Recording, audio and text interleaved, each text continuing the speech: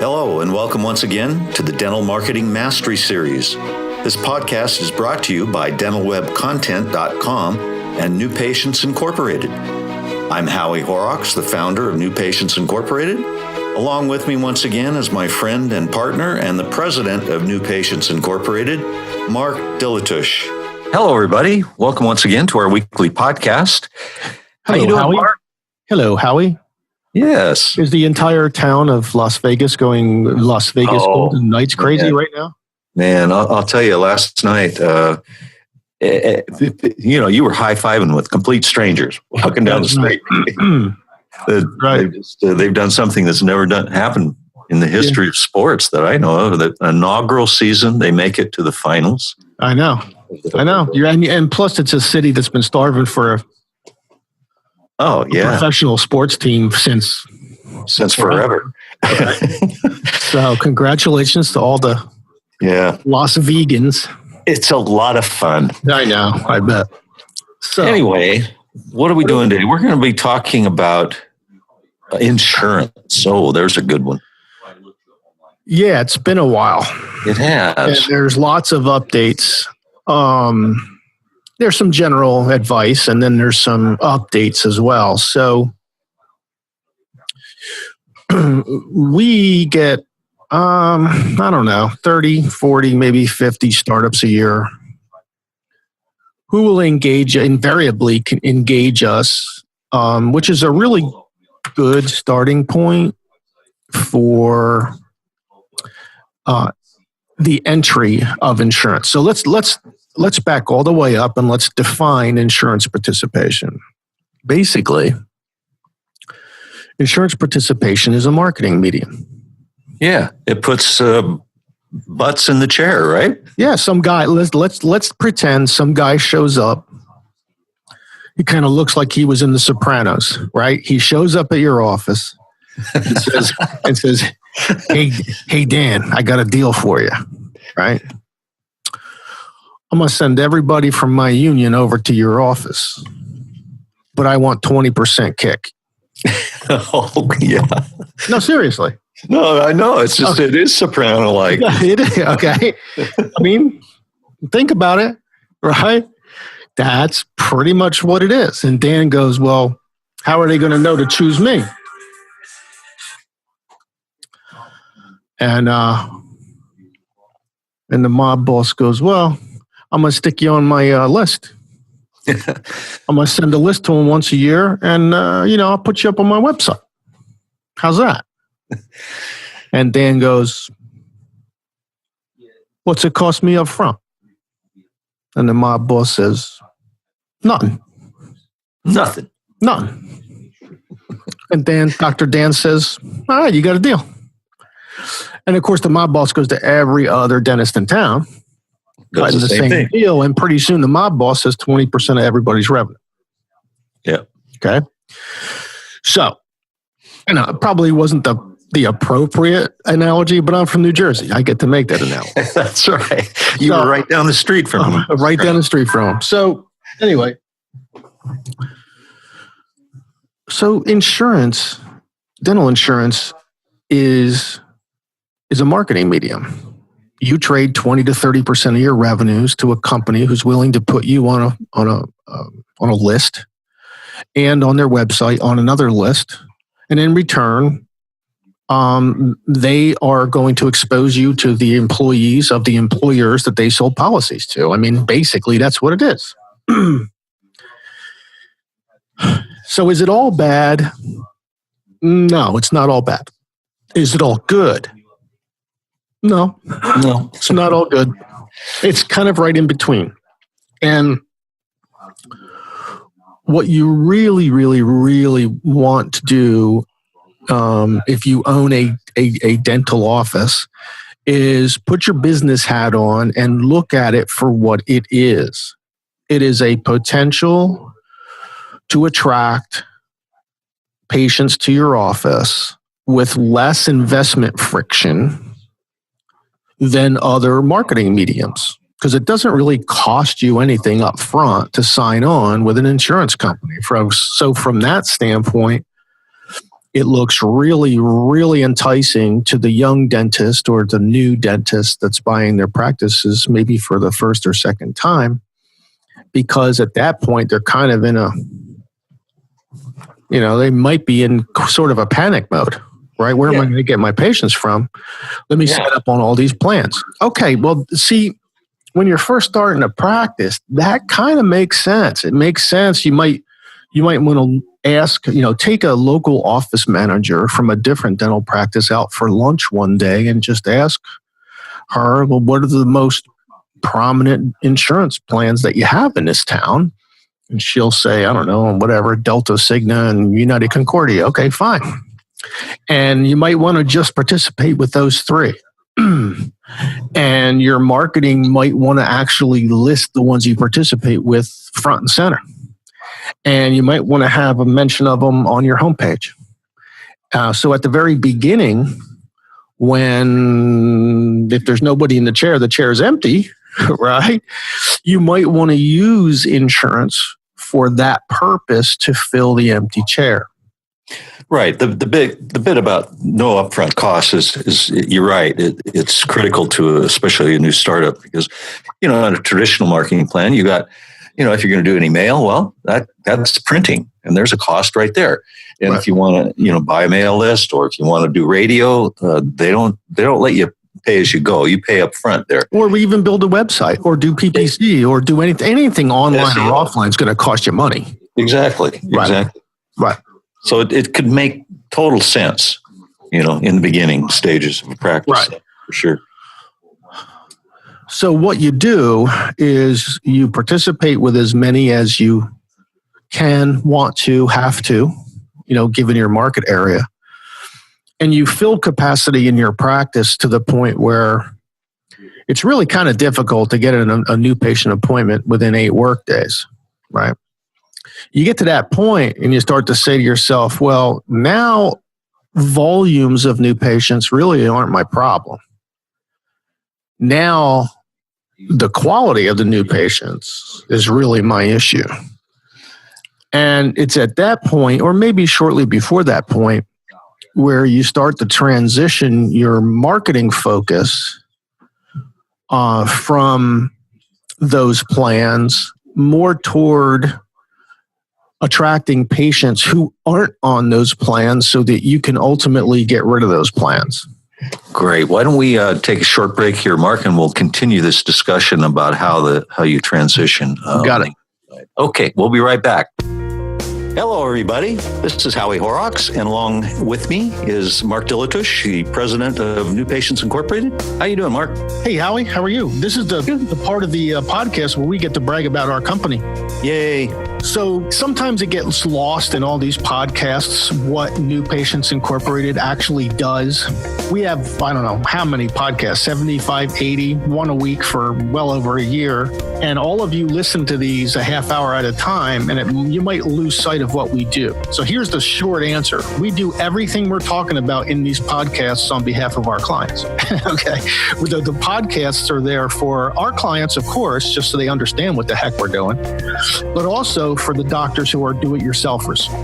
If you're not a do-it-yourselfer and you want someone to do this for you, newpatientsinc.com. There's an icon in the dead center at the top of our homepage where you can get a complimentary marketing plan.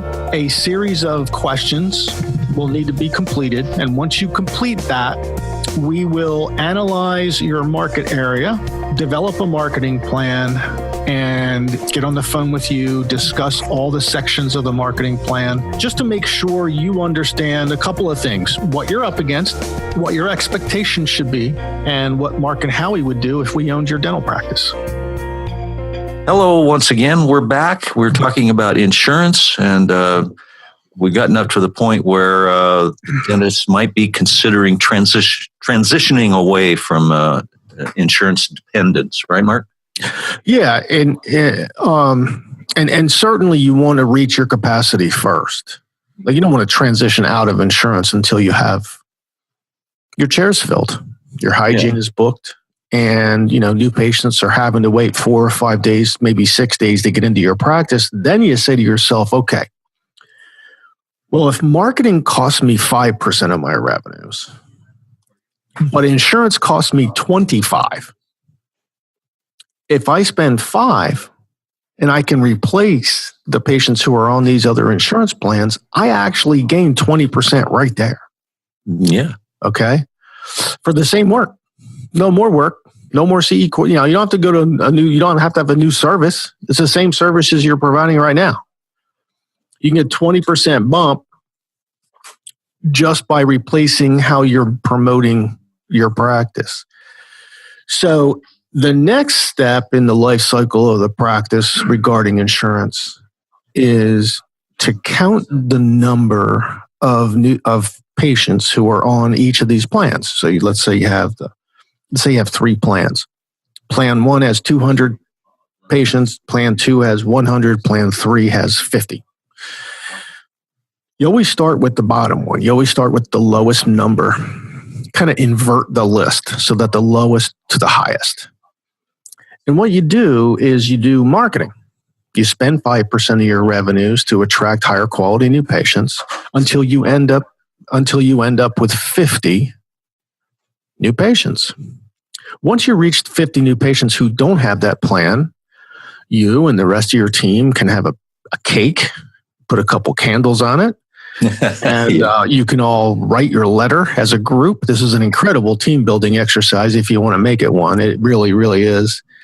And you can formulate your letter to that insurance plan, that insurance company, letting them know that we're disengaging.